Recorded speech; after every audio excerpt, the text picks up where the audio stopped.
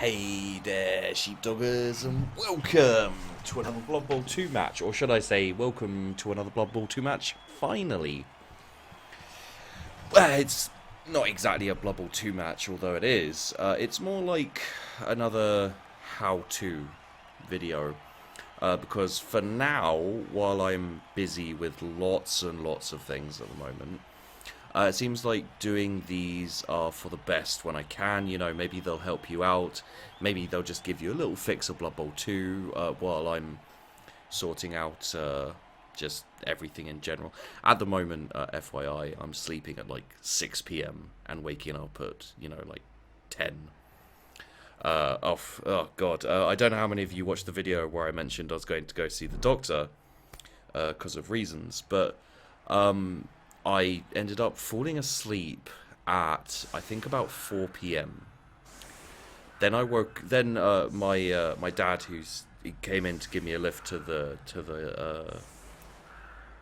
doctors. I guess I think it's a hospital, but it's nothing like serious. As such. But my dad came in and woke me up at like, I think about 6 p.m. Maybe earlier, and then I blearily stumbled to the car, and we drove into the city, and I don't remember any of it except for at one point he was like, "We're going back," and I'm like, and he's like, "We're going back." I was like, "Okay." And he's like, "Yeah, the doctor had to cancel it because he had an emergency or some such thing." And I was like, alright, and then he dropped me off at home again. I stumbled inside and fell asleep for a few more hours, woke up at like 10 p.m. So I've got no idea how long I slept, but it feels like I didn't sleep for that long. Okay, so here's Pretty Butterfly, my team. They're all named after butterflies, just FYI. For example, Peacock. There is a Peacock butterfly. Monarch butterfly. Holly Blue. Brimstone. Adonis Blue, Duke of Burgandy, Grizzled Skipper, Brown Argus, etc., etc. And here you can see me playing against the Orcs. This is, jeez, I haven't even mentioned what video this is. This is how to play against Orc teams. Hint, don't do that. So yeah, I just figure, Orc teams are interesting. Let's have the proper look of this, shall we? So that we're on the Chaos side. Orc teams are interesting. They're very strong starting off. Especially if they don't take a troll. A troll is possibly the worst big guy to have. And the Orc team does not need them, especially starting off. I'd make an argument that they don't need them at all. By Morkzog. I'd make the argument that they don't need them all. The problems with the troll is that it has really stupid.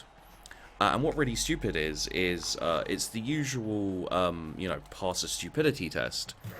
But unless a teammate is within base-to-base kind of, the square adjacent contact with it, it's a 4+. So it's a 50-50 chance of failing a stupidity test. Which means that to use the troll, you always have to have someone next to it. If you don't have someone next to it, it fails and it's really stupid for the turn. Which means not only if you fail it, are you wasting a player slot, where you could have someone moving and blocking and doing useful things instead of standing there and looking stupid, but also to get a decent roll, you need a friendly team player adjacent to the troll, which a lot of the time can actually end up with you using one of your players to move your troll. If the enemy knocks down the guy next to your troll, and he's kind of he's knocked down next to him, or knocks him out or whatever, you have to move someone to your troll to then move your troll. And it's just a massive pain. And even then, it's it's still a 2+, so you can still fail it as well. Along with the whole loner, difficult to re-roll, etc., etc. So not only does does the troll carry the significant kind of, how do you say it, the significant drawback of being very prone to problems with RNG. Also, it can actually take up more of your players and be even more of a burden. So, you know, the troll is something that's not advisable, except for, you know, if you're taking a goblin throwing team or something, possibly. But even then, well, I mean, if you're taking a goblin throwing team for fun or whatever. But if you're looking for a orc team to do well, this is a decent setup. He has, you can see 4 black orcs, you can see the stats for them here as well. 4 movement, 4 strength, 2 agility, and 9 armor. And you can see the only ones without 9 armor, the only one, sorry, is the thrower, who has 8. That's annoying, but it happens. And then you have the blockers, who start with block. Very, very useful. They don't start with tackle and mighty blow, but they're movement 6, strength 3, agility 3, armor value 9. You can see even the thrower has a low movement of 5, and the linemen here have a movement of 5. So they're a little bit like dwarves. They aren't mobile at all, and that's one of the ways you can take advantage of them. You can see, like, with the Chaos Warriors, you know, movement of 5, and then the Beastmen movement at 6. It's not too bad. If you get kind of a bit creative, you can really trap them on one side, or, you know, anything along those lines. Now with Chaos, this isn't a starting Chaos team, but they're fairly early on. You can see I don't have that many blockers. I don't have that many people with block. So you are going to get a fair few numbers of situations whereby you're facing off, when you're, for example, Chaos and facing off against an Orc team, they will have a lot more block than you. And they have the equal number of Strength 4 guys. Now you could offset that maybe with a Minotaur, but again, you know, Minotaurs, like all big guys, are subject to RNG, so it can be a problem. Probably it will become a matter of who's a little bit more lucky, or who's been willing to put some of their stats and skills and etc. into passing and you know, things like that. Maybe also things like rerolls and so on and so forth. But yeah, there you go. But yeah, it's one of those things, really. It's rough to play against orcs because of their 4 big guys and the amount of block they can have. This team only has... Wait, is that a blitz? Yeah, that's a blitzer there. So this team has 4 black orcs, 4 blitzers, and a thrower, a few linemen as well. Generally, they won't start off like that, but they'll have something along those lines of, you know, like a lot of black orcs, a lot of blitzers, and it can really, like, damage you. It can really be a rough team to play against, especially starting out. So, you know, you've got the black orcs with block and a decent movement, so they'll tend to be the offensive defensive players, and then you've got the center core of 4 black orcs who can kind of hold the line. Best way to play against orcs is, I'd say, keep in mind that they can be bashy if they want, but always be wary of the break from the blitzers or something along those, you know, anything along those lines. So while you should of course be willing to kind of bash about a few orcs, at the same time you shouldn't go all out. There you go. Oh, thank God. Yeah, risk of going for it, for example. But you should always be willing to you should always be mindful of the fact that they can also run a semi-decent throwing, passing, running game. So, you know, like if an orc team is joining in with the bash and all those kind of things, you still at the same time should be conscious of the fact that they may be about to throw the ball in a Hail Mary, or, you know, not necessarily Hail Mary, but just kind of a... Let's just go forward a bit so that we're... There you go. Sorry, let's go forward a bit more. There we are. There's the kick, and there's his first turn. Sorry about that. It's just a little bit long. That was unfortunate for him. But yeah, you have to always keep in mind that they, you know, especially if they take a thrower, that's an automatic reroll on the throw, and then having a few rerolls means you can reroll the catch as well. So it's definitely not unheard of for an orc team to not specialize in throwing and that kind of thing. But, you know, if you get a double with a blitzer, you can take dodge, or you can take catch. You know, those kind of things can really help. So it's one of those things where, you know, you should always have... I think you should always have at least one person ready to be in defense. It's not a terrible idea at all, really. And yeah, the orcs are... I mean, it depends. Like, for strength teams, you can fight the orcs one-on-one, but again, not even one-on-one. You know, you can make use of lots of things, but you have to remember that the orc team has almost all armor value 9, and as the chaos, you have armor value 8.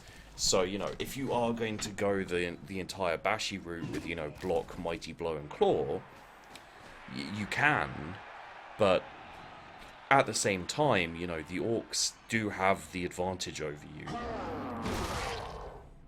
Well, that was good timing. Thank you. The orcs do have the advantage over you because, you know, that's armor value 8+. You know, normally that wouldn't work because my armor value is 8. I think that wouldn't work.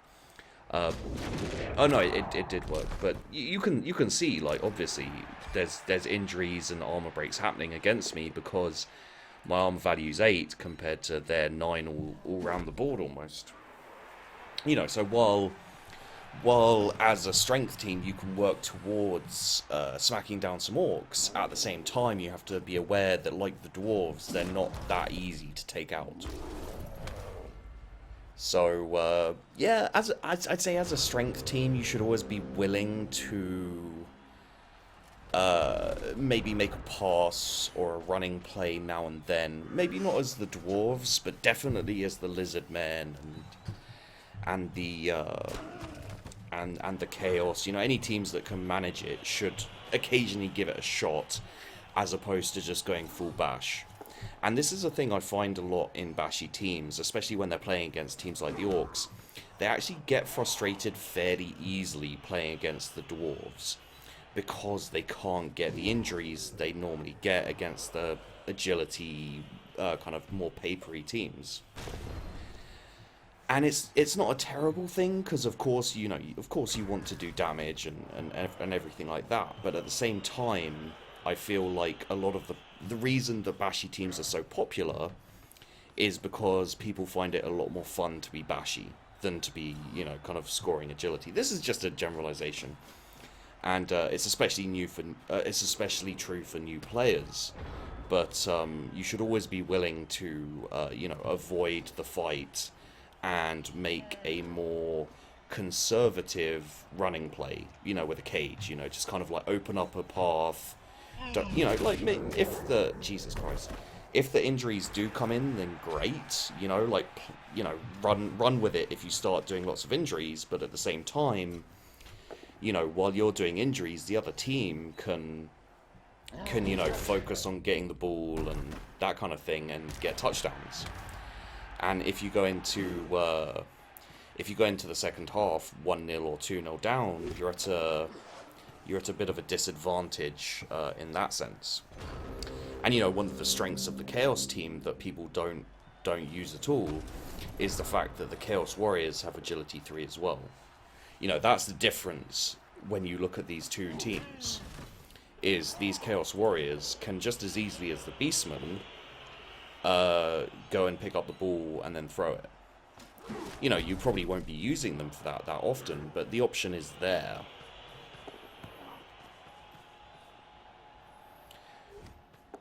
Give a throw a shot, and you know,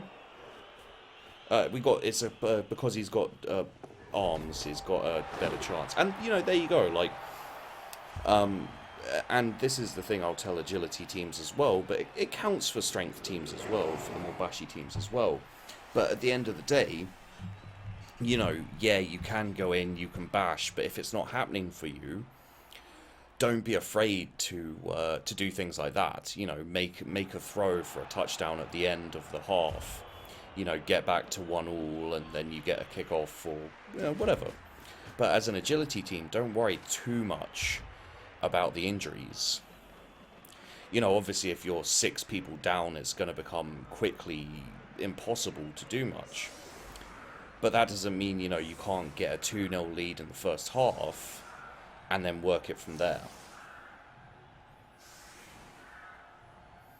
You know, that's always a possibility. And you can see here, like, we've got... give me a sec.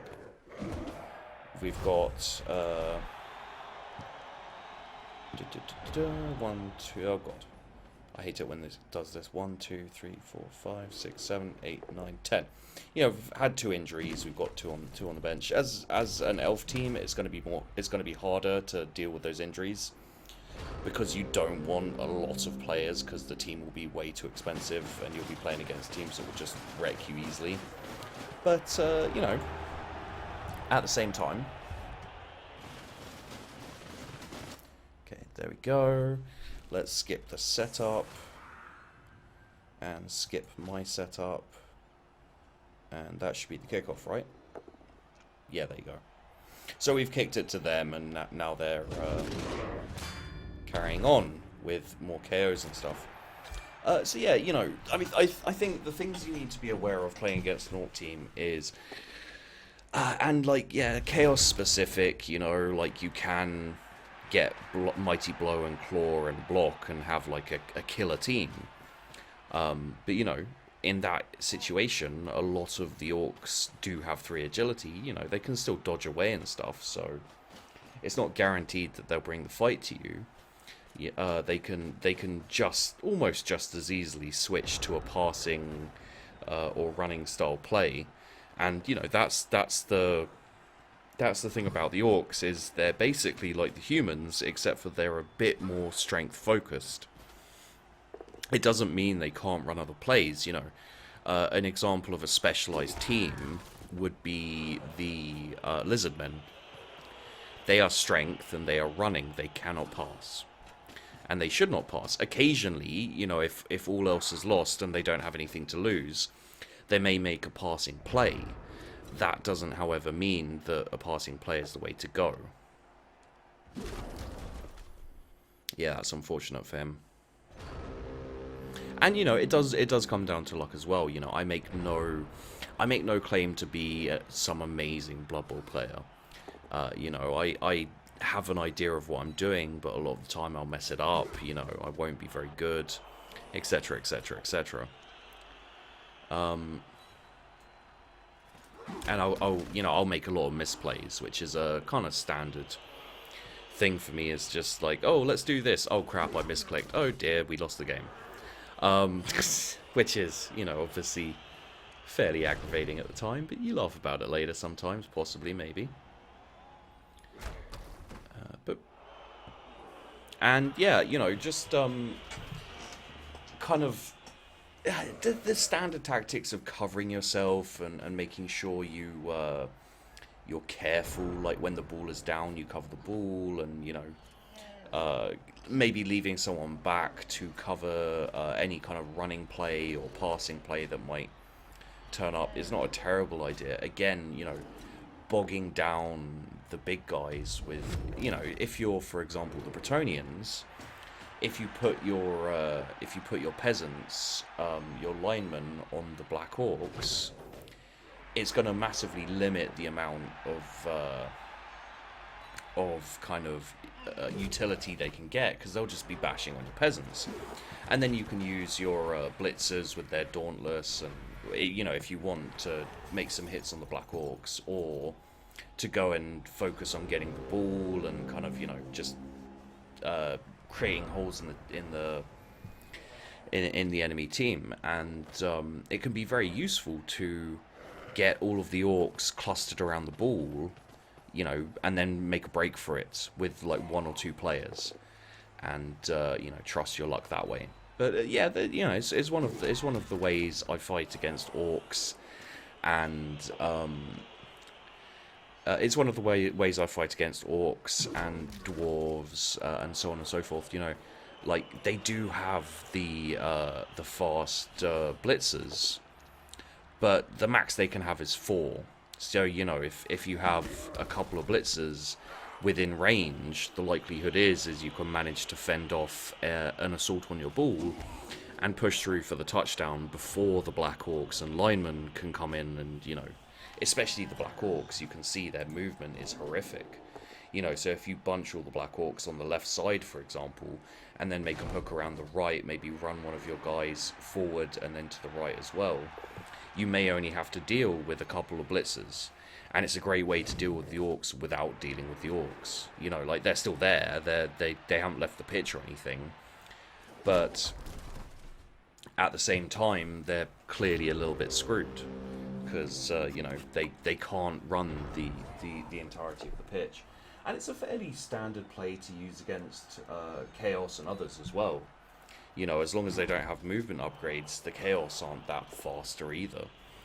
Playing as an agility team against the orcs means, you know, avoiding fights, you know, Skaven and elves and stuff. It means avoiding fights and kind of outmaneuvering them, which, you know, I understand for some of you probably doesn't sound that romantic, but it can still be very effective. And if you've been losing repeatedly, then, you know, maybe that's good enough for you. And it tends to be good enough for me when I make a really nice, like, feint and then run up the other side and score a touchdown. I tend to feel very satisfied with that myself. So yeah, you know, it's never going to be 100% definite, because of random and all of those type of things. But you can, of course, you can, of course, you know, kind of play the odds and everything, which is what I tend to do. You know, I'm like, this makes the most sense to do this, and etc, etc. But at the end of the day, the more dice you roll, the more likely it is you're going to have to re-roll. And you've seen in this match, especially, like, the number of times an orc has made a block with 2 dice where he's had to re-roll it. Now, granted, that's unlucky, but it's still fairly likely to happen. You know, most of the time I don't re-roll my blocking. You know, if I get a skull, I may re-roll it, but sometimes I'll just be like, no, you know what, that's fine.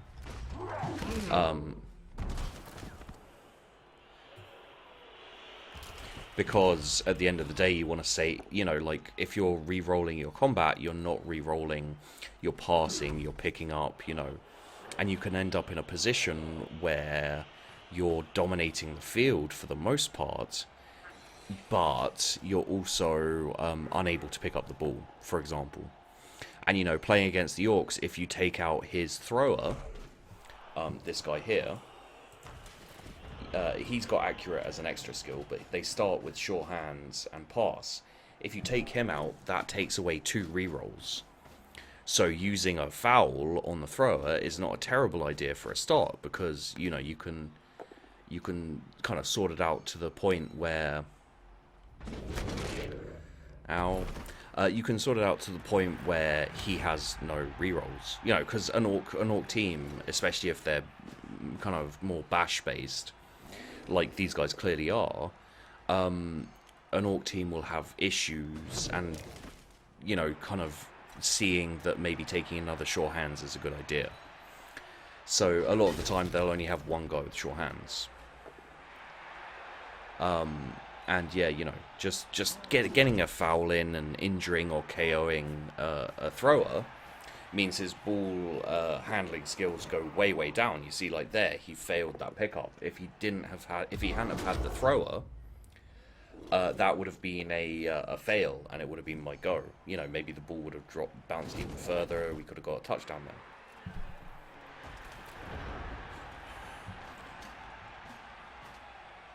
And yeah, you know, like just in general, kind of bashy teams tend to have to reroll more.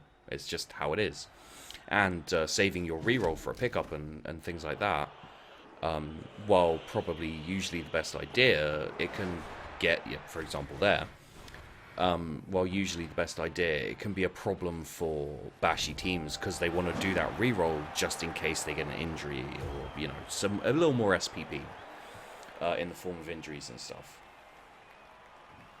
Well done, Duke of Burgandy. So yeah, kind of final thoughts wise on the ways of orcs, you know, kind of playing against them. They're a fairly standard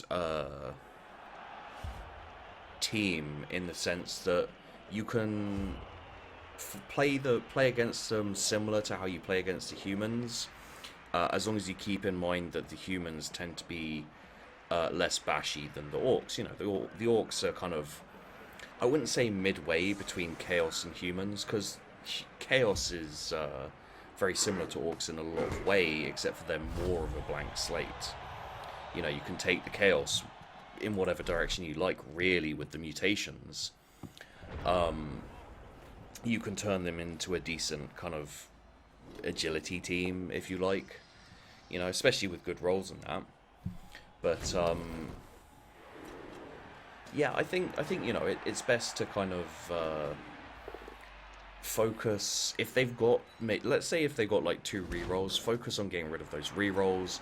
Focus on the thrower if you can, especially an odd foul here or there if it's kind of strategically a good idea. And just look to, same way with the dwarves and a few others, look to kind of bog them down in one section of the pitch and take the ball in the other direction, you know, make a fast break, those kind of things. With agility and with strength, you know, like I find with, when it comes to the kind of bashing aspect of Blood Bowl, it's very dependent on luck. You know, more so than the agility side of things. Like, yeah, obviously, you know, with the agility side of things, the passing and etc., you can fail a throw even if it's like really low odds and everything. But with the bashing sides of things, the number of times you get double skulls and etc. is important, but also you've got the injury rolls. And if you get unlucky on the injury rolls, you can quickly have 3 or 4 people in the injury box, as you can see has happened to me throughout this match. But you know, it can happen a lot earlier, and I can't remember what that was. I think it was dead, possibly. But you can see I've got 3 guys in the injury box here, and I'm 3-0 up. You know, like I've won this game. He might be able to get 1 touchdown back if he manages to get a throw in. Which he doesn't, because that's the end of his turn. That's the end of the game for him. This is the last turn. But yeah, you know, like even though, and this is something I want to stress to agility teams especially, even if you are at a disadvantage kind of numerically, even if you've lost a couple of players, that's no reason to give up. Even against like chaos teams who are wrecking your shit up, you know, who are just destroying you. At the end of the day, it's always worth persevering because you can still win. You know, I mean, this was strength versus strength here. There were 8 armor breaks on his side, 5 armor breaks on mine. I think I got a KO, possibly, and he got like 3 injuries. It's just how it goes sometimes. But it doesn't mean you can't win. So, you know, with the orcs, if you want to play a fairly bashy strategy, that is valid. Just keep in mind that their armor's pretty high. You know, like, Chaos versus Orc in a pure kind of stats match, starting off from the regular team value, like starting team value, the orcs should win because they have higher armor, they have more block. However, you know, if you kind of adjust your play as time goes on, you know, see what works, see what doesn't. If you get a few injuries at the beginning, you can then push your bashing game. You know, not just with Chaos, but with any team. You know, Lizardmen or whoever, even, you know, Skaven. If you start injuring a few of their players and start having a numerical advantage, you can keep pushing that bash game with the elves and everyone.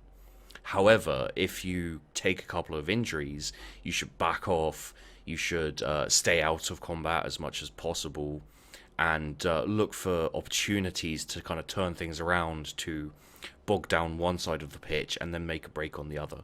And, you know, these are just general Blood Bowl tactics, but they're things that I find people often forget in the midst of a fight. You know, when you're a Chaos team playing against an Orc team, you take a few injuries and you just commit to bashing them, and you don't back off and say, well, maybe I should try something else. This clearly isn't working this match. It always pays to be fairly flexible, and you know, a lot of the times when I completely lose out, you know, yeah, sometimes I do roll double skulls or double ones on repeated occasions, but sometimes I get drawn into it myself, where I'm just like, oh yeah, bash, you know, try and take the ball, and I get, you know, just a little bit antsy or something, and I think I see an opportunity to steal the ball when I don't, and I just get destroyed. So these are all things to keep in mind, basically. But yeah, that's how to play Orc, guys. Just remember they're a little bit scary when looked at on paper, but if you're selective with your targeting, if you're fairly cautious for their occasional breaks and, you know, passing running plays, you shouldn't have too much trouble beating them. I won't promise you won't get injuries and etc., but you shouldn't have too much trouble beating them. So there you go, guys. That's a little Blood Bowl tip video. Again, I'll of course keep doing them, and hopefully soon we'll be back up and running with the actual Blood Bowl matches, the skitters and stuff. They'll be on Twitch very soon, so keep an eye out for the live streams. And yeah, basically, guys, aside from that, next Wednesday we will be doing a live stream on Twitch, and it'll be coming out on YouTube as well. So, you know, don't feel like you have to make it, but it would be lovely to see you. Myself and Doc and Tim and Atomic Tim and Cubal and Pi, and hopefully, although it's not 100% confirmed, one of my friends, Kiske, who does live streaming on Twitch, we will be playing a pen and paper RPG online called Rogue Trader, which is based in the Warhammer 40,000 universe, where you play as a crew of a rogue trader ship. You know, you go around and all those kind of things. I'm going to be GMing, the rest of them are going to be characters in the game, and it's going to be the start of it, so we probably do 4 to 4.5 hours of a session, and then I'll be releasing the videos slowly on YouTube. So we'd love to see you there, basically. I'm going to make a proper official announcement over the weekend, but I wanted to do this because this is, you know, Warhammer and etc. I thought, you know, those of you who watch this might actually be interested in that as well. So there you go, guys.